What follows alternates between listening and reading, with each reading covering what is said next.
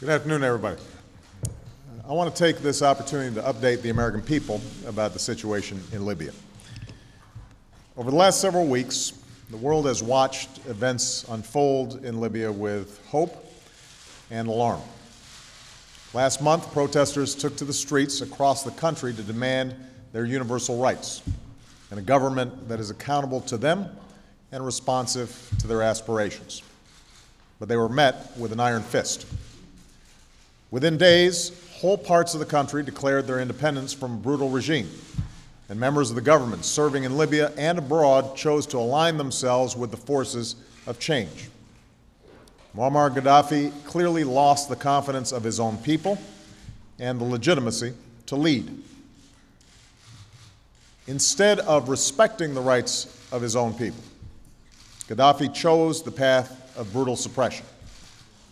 Innocent civilians were beaten, imprisoned, and in some cases killed. Peaceful protests were forcefully put down. Hospitals were attacked, and patients disappeared. A campaign of intimidation and repression began. In the face of this injustice, the United States and the international community moved swiftly. Sanctions were put in place by the United States and our allies and partners.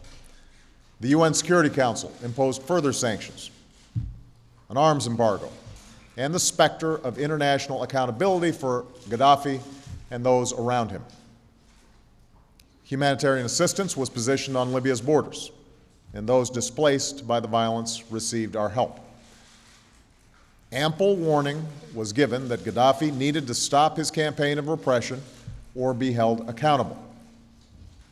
The Arab League and the European Union joined us in calling for an end to violence.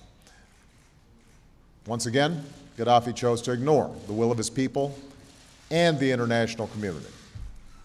Instead, he launched a military campaign against his own people.